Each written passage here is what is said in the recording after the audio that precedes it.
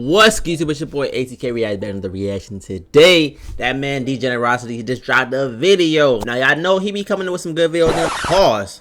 Whoa, what I just say? That was crazy. That was crazy. Time out. Alright, let's run that back. Now y'all know he be dropping some good videos, but I ain't gonna lie. It may be really interesting, so we gonna get into that today. If y'all new to the channel, bro, make sure y'all hit that like button, hit that sub button. The goal was 825. Right now we at 821. We close.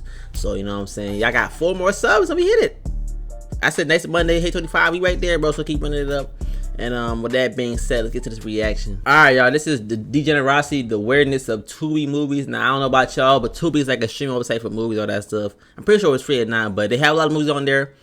And they be very, like, low budget, you know what I'm saying? Not saying they're bad movies, but they be low budget. So, there be a lot of stuff going on there, you know what I'm saying? We're gonna see what he's talking about, though. Let's get into it. Yeah, y'all see what I'm saying? Kid. Oh, nah. Oh my gosh. She a demon. Movies. A magnificent visual art form that can show the riveting story of one's life or journey. They can display the harshness of someone's struggles and the beauty of someone's rise, conveying emotions that whenever I see them on screen, I can't help but feel the same way the character is feeling on screen. Whoa. Not only that, they can introduce you to a new world that is entirely detached from our reality that I'm almost always engulfed in. I think that's a beautiful wonder about movies. They can spark out emotions for me that I just can't get from any other media. Somebody, you about to say but what kind of deep emotions does movies like this spark for me? Hey, yo! Of course, just like with everything else in existence, there's a not so good counterpart to movies. And these counterparts could be found way easier nowadays, since most blockbusters nowadays aren't really that good anymore. Like, y'all making so many superhero movies nowadays. When are you guys gonna make the Black Bomber superhero movie? I need that. I'll see that in theaters 3 times in a row. Y'all show my boy no respect, and yet y'all gonna produce the 18th billionth Fast and Furious movie. Ain't nobody want to see that. And streaming services be producing half the slop we'll be consuming nowadays. You can find many of them on Netflix. There's a ton of oh my god, did y'all see that clip he just put in there, bro? That was banger movies on there. But after seeing it on TikTok from time and time again, it seems like there's a streaming service that is a gold mine for not only B movies, but low quality looking $50 budget filmed on a Motorola looking ass movies. Tubi. And when finding this out, my curiosity got the best of me. I needed to see this. And when I checked it out, I was not only amazed, but I was perplexed on how amazing these movies are. Some of these movies will make Martin Scorsese reconsider what true cinema is. And this bitch is sitting on my living room couch. You only know the key. What are you talking about? Hey, Tiffany the doll. Boy, I don't even know what you're talking about. I haven't been there in a week. Where the fuck did she go? Tubi, if you ain't know, is a streaming service like the others, but unlike them, out of their original catalog, they have great works of arts like Bad Cat, Mary Finger Kill, and Shark Side of the Moon. You know, absolute classics that everybody knows. But outside the originals they produce, Tubi also has a big catalog of B movies. Not the jazz one, but low budget and indie movies. It has a whole bunch of films made by everyday people like you and me. Since anybody can make a movie nowadays. If you got a camera, you can make a movie. The thing is, a lot of these films don't look the best, or sound the best, or even make sense half the time. But that's okay. These people made and created a movie that they're so proud of that they released it to the public for all of us to watch. There's no better accomplishment than that. I'll be talking about one movie today, and that movie is titled Love Beat the Hell Out of Me. And today, I'll be going through and over these movies, just so you guys can see a glimpse of what I saw of what Tubi has to offer. By the way, this ain't sponsored by Tubi. They ain't paying me jack to do this. But if a Tubi exec is watching this, my pockets are open. Just like how my pockets are open for today's sponsor, War Thunder. War Thunder. So the movie I'll be talking about is Love Beat the Hell Out of Me. Now, I'm not sure this movie is trying to be a sequel or a remake to the 2000 movie with the same title starring the original War Machine, but honestly, my research ended there. I ain't watching both movies. The movie starts off with the beautifully done studio logos and title card with some MF Doom song playing in the background. I don't know, I've only heard them from TikTok. And right at the start, we get introduced to our 2 main characters doing it. Okay, why start off a movie with a sex scene? Why? You instantly make it awkward when I'm with my family. Anyways, our two characters, Renee and Antonio, are happily married. They got a kid and they're doing fine, I guess. Then we cut to Antonio's job at his office and he already acting like a demon. You already know, bro. Oh, nah. Yeah. His boss then enters and introduces him to the new hire, Rhonda, and you can already see mad romantical tension between them. You can cut it with a sword or tortilla. It was that obvious. Next scene, we are at a school with Renee dropping off her son to and in his classroom. There she meets her son's new teacher, and the dude is buff like a Samoan. By the end of their convo, you can see even more romantical tension in the air. We seen so much lustful tension with these two, and it was never with each other. She then leaves because she ain't trying to act up, you know. Next, we're at a studio, hearing one of the best songs ever recorded. Sitting in my crib, trying to get blown. Niggas need to understand my shit just flows. Like the breeze off the fucking lake. I got this dope shit uncut, make your ass lose.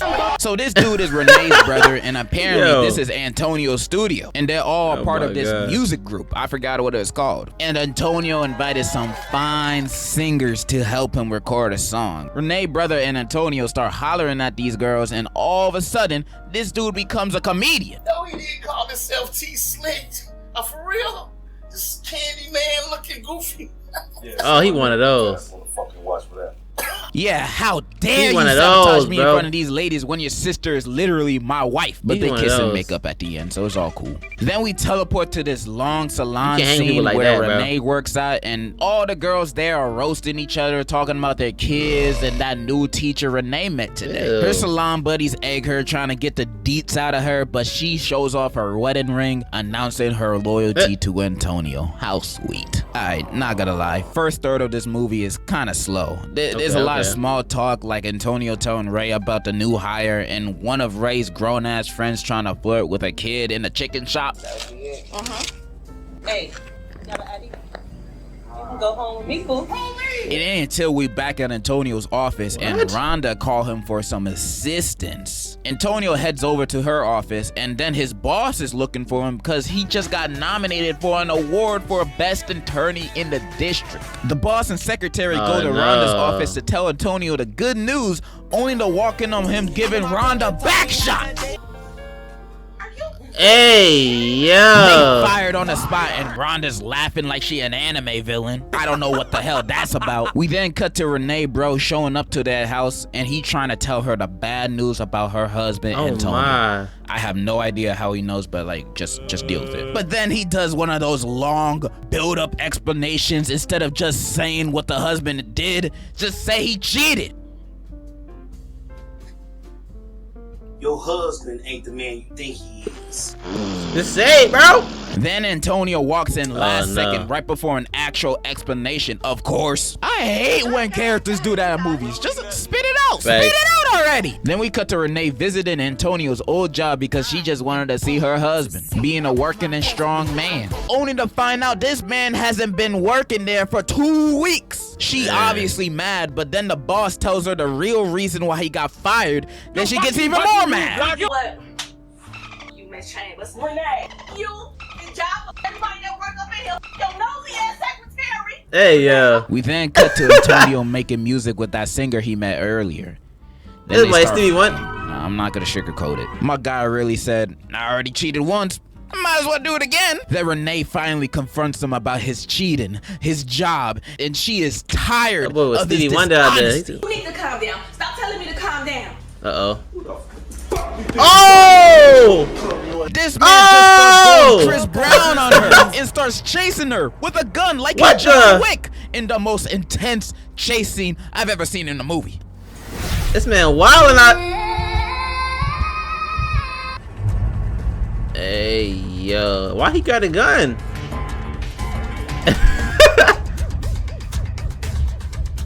She kind of bugging it. She better not fall.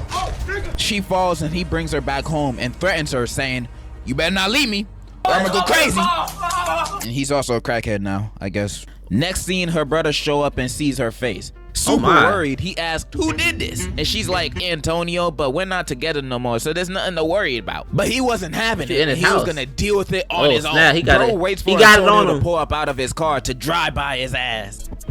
Hey, Antonio, you been beating on my sister? That's my business. That's your business. It's my business. Don't take that motherfucker. Get the fuck off my sister. And in Antonio's dying breath, he licks his lips and then dies again. Can't be seen having chapped lips around the hose. Then we cut to his funeral, which is mad empty. Not even his son showed up. Nobody liked this nigga, I guess. And Renee crying like he ain't just beat her ass 5 minutes ago. What did I do? Renee then goes to see Antonio's mother. When after seeing Renee's scars, she said she always feared this would happen to her. Turns out Tony's father was also a cheater and a beater. And Antonio got his bad habits from his daddy. She begs for Renee to leave Antonio, but Renee says she can't leave him because he threatened her. But he was just at his funeral. He dead now. What are you gonna do? Slap you from the grave? Facts. Like, that's just ridiculous. Tony's mom then recommends her to at least leave the house while he's still there. And then she proceeds to think about her son's teacher that she spoke to for like 30 seconds. I didn't know you guys had that kind of relationship already. Anyways, we go to the next scene at night to the singer girl appearing to be catcalled by some random homeless dude. Only for him to be Antonio? I thought this man was dead. What the hell is he doing back? First time I saw this scene, I thought it was a flashback or something. He rose from the dead? Nah, he's alive. He's alive. So what was that funeral about? Some Mr. Robot dream sequence or some shit? Heck? How is he not dead? I mean, from what I found out later on in the movie, he ain't from Wizards of Waverly Place. So how he came back to life? In the movie, never explains this. He's just alive again and homeless now. My personal theory is that he has the same powers of Kenny from South Park, but that's just me. Anyways, he confronts the girl about her not answering his calls, but she ain't having it with his drug problems because he's a junkie now, I guess. He gets mad and is about to smack her, but then she pulls out the blicky on him. He died again? Miko.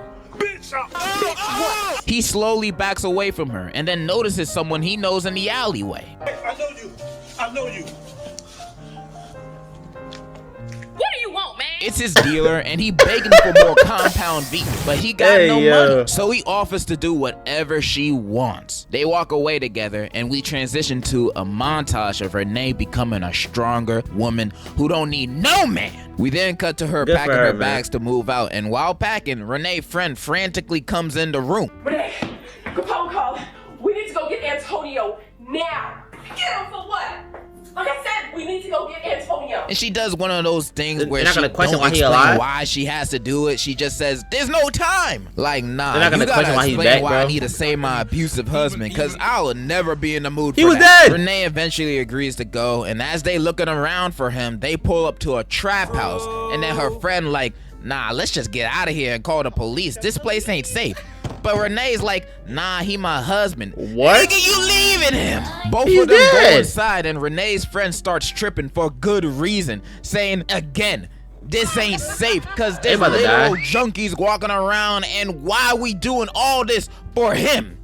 Then Renee says, look, I just need to know. I just need to know what he's been up to. no way! He's been dead. He's at a crack house. That's an obvious sign to know what he's been up to. Renee's friend is spitting wisdom while Renee herself is spitting dumbasser. Anyways, they find Tony and he acting like his usual self ever since he died. Oh my. Antonio! Damn. Who the fuck coming in my crib? He start begging her to come back, and Renee just staring at him for a little bit, and she just says, let's get out of here. She seen everything she needed to see. Then why the hell y'all here? What the hell You about to you be him? expected You to about look to be like? To him to be the kingpin of the house? They leave, and then he chases them, and then we transition to a murder scene, and it turns out Tony's drug dealer died of an overdose, and they suspect her boyfriend of doing it. Now, they haven't even identified her body yet, so I don't know how they know she has a boyfriend. One of the cops walks outside because he keeps complaining about the stink of the body. Damn. Please get that dead body out of here. He said, "Damn." He then sees a group of young African-American men hanging out, minding their own business, and then the woman cop sees this and is like, man, I bet you $20 that's who sold the drugs to Tasha. Yeah.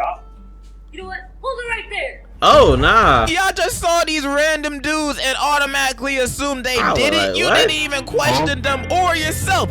You just went after them without no evidence. Like, damn. this movie's more realistic than I thought. But this one knows karate, so movie logic, I guess he did it. And that's the last we hear or see anything related to that, so what was the point? We cut to Antonio walking to Renee's house, begging some more, but Renee is really done with him this time. He tries to beat her ass again, but she's a strong, independent woman now, so the self-defense training came in clutch. She then tells him she going to church, so if he coming, he can come. He says, yes, I'll go anywhere with you, and enters the car with her, which I don't know how she comfortable with this man being in her car after he literally just tried to knock her out. They enter the car together, and that's it. That's the end of the movie. That's it. Yep. But it has one of those, though I'm hopeful, yes I am hopeful as today, and this, so that automatically makes this one of the best movies I've ever watched. Now, what are my thoughts on this movie? I thought it was pretty gosh darn entertaining. Sure, it had its mishaps like having a slow first 20 minutes, but overall, I freaking loved it. And I'm never gonna judge the acting of these types of movies. I think that just comes with the Tubi package. But the writing in these movies always takes a turn in a direction that I'll never predict by the time I'm at the end of the movie. Like, who the hell this guy robbed? But I love movies like this. They're fun to watch. He get arrested on murder. Had fun making it too. Now, I'm not gonna fuck around and say this movie's amazing or anything, up there with the likes of Citizen Kane and Date movie. But if you're looking for something stupid, fun, and entertaining to watch, I recommend this. Because I think this movie encapsulates what Tubi movies are about. Ridiculous. Anyways, I hope you guys enjoyed this video. I know I've been gone for God knows how long, but hopefully that won't happen again. Hopefully. But I still 100% definitely love all of you guys. Oh, that got me. Oh my gosh. I love you.